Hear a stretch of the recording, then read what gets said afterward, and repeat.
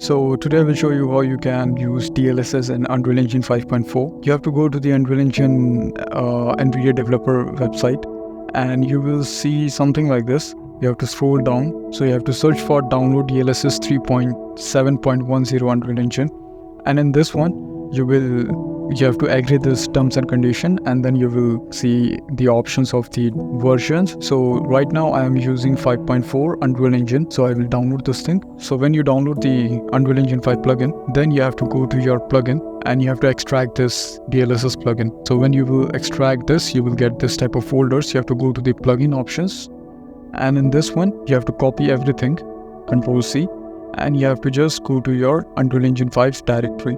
I will go to my directory, and in this one you will see our engine option. You have to click on that, and then in this one you have to go to the plugin, and you can just create a folder or you can directly paste your files there like this. So right now it is showing skip files because I already do these steps, so I will just cancel this thing. And then you have to open your Unreal Engine 5. You have to go to your edit, you have to go to the plugin, and in this one you have to just search for DLSS. You have to just enable these things, and you have to make sure that you have a RTX card. So DLSS is only compatible with the RTX card, and if you have a RTX 40 series card like 4060, 4070 or 4080, anything, then you can use the frame generation option also. But I have a RTX 3050, so I can't use these things, but you can turn everything. So after enabling this thing, you will get a restart option, and the corner you have to restart your engine.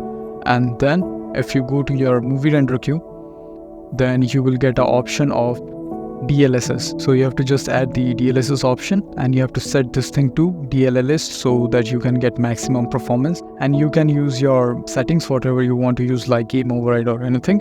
And you have to make sure that you are not using anti-aliasing, because anti-aliasing is the replacement of DLSS. So you have to choose one thing. So you can't use this two at the same time. So you have to use DLSS or you have to use anti-aliasing. And then you can just give whatever you want to do, EXR and whatever. And then you can just render this thing, and it will use DLSS to render your frames.